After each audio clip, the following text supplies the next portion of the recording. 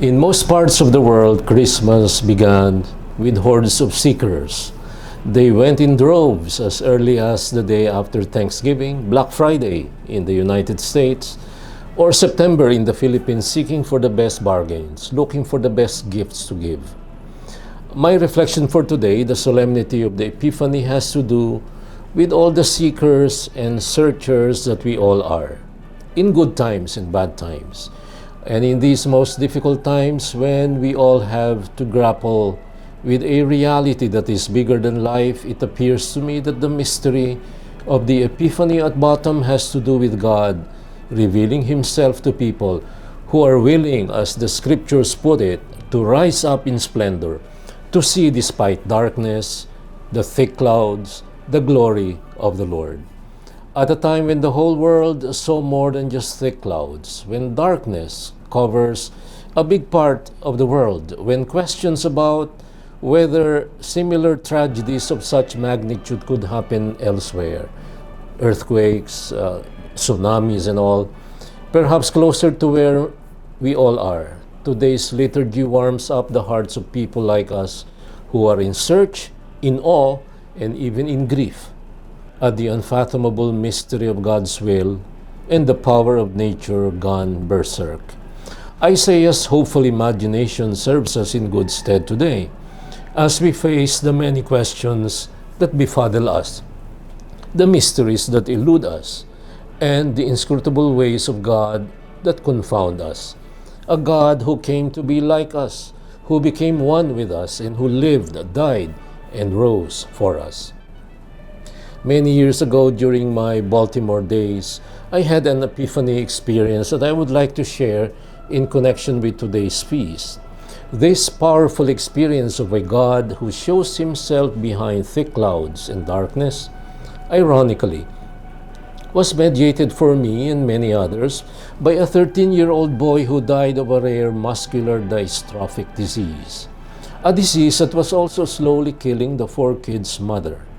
Matthew Joseph Stepanek began writing poetry at age 3.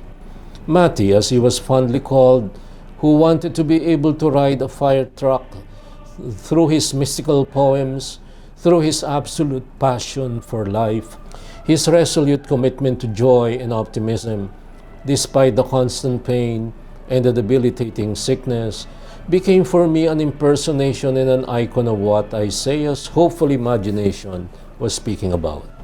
When he died at 13 in June of 2003, in the arms of his also suffering mother dying of the same disease, Matty had already published at least 6 books.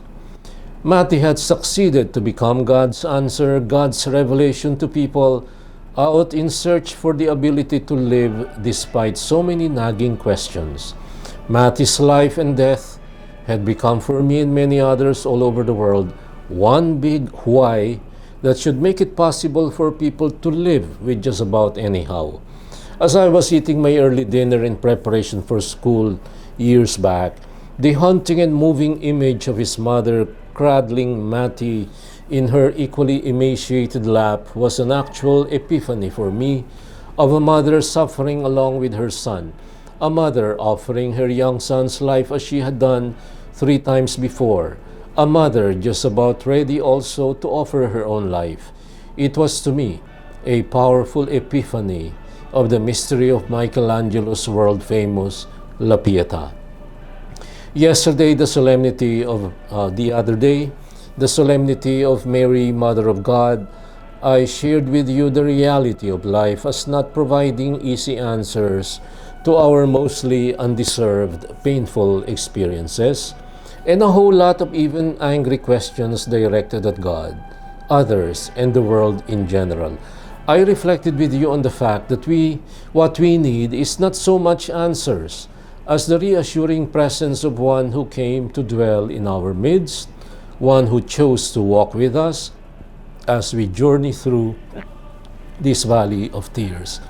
Isaiah, John the Baptist, Jesus Christ, the thousands of saints and martyrs, including Matty Stepanek, whose lives were all inundated with copious suffering, each in his own way, show us in concrete what faith is all about.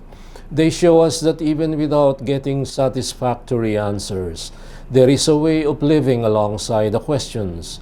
And in the words of Rainier Maria Rilke, love the very questions themselves. Matty, for one, shows us how everything boils down to a matter of perspective, a way of looking at things in the light of something else that goes beyond flimsy answers.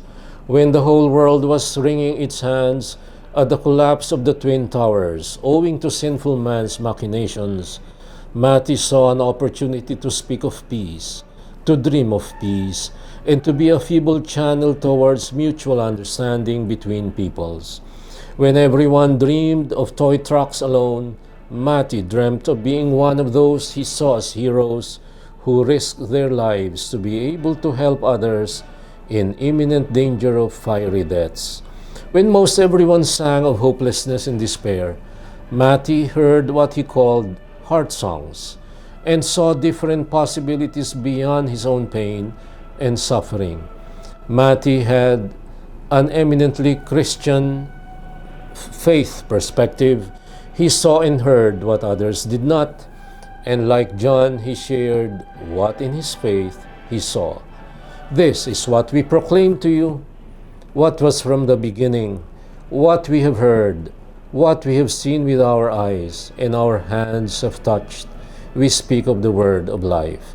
Matty, among other things, dreamt of unity and harmony. Our differences are unique treasures. We are a mosaic of gifts to nurture, to offer, to accept. We need to be, just be.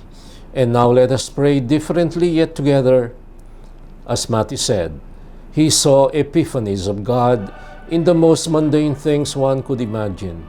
And I quote again, when the trees sing, it doesn't really matter if you know the song, or if you know the words, or even if you know the tune. What really matters is knowing that the trees are singing at all. Moses was a leader during his people's own valley of tears in the desert. But in his attachment of faith to God, who showed his presence as cloud by day and fire by night, a God who showed his love in and through so many trials for his pilgrim people, Moses saw visions of a reality he never got around to seeing for himself. He heard his own heart songs from God. He saw more than just flames in the burning bush. He saw the glory of God. Perhaps the problem of the world in search is not about a God who is silent and indifferent to people's pain. Perhaps the problem of the world is all about the gross inability to hear the heart songs from above. As Elizabeth Barrett Browning puts it so nicely, the world is filled with the glory of God, and every bush is aflame with his love. But only he who sees takes off his shoes and worships. All the rest sit around and pluck blackberries. Isaiah, Jeremiah, Paul, John, Jesus Christ, the saints, Barrett Browning, Matty Stepanek, they all saw questions, all right. They may not have provided answers to our liking, but they sure show us how marvelous and wonderful it is to see little epiphanies of God taking place in daily events, including painful, tragic events of untold and unimaginable proportions. They lead to questions, and questions lead us to seek, search, and long ultimately for God, who may just be hiding behind the temporary thick clouds and the temporary darkness. Blessedness lies in the searching and the seeking, for he who seeks finds. This is your Kalakbay at Katoto saying thank you and God bless you.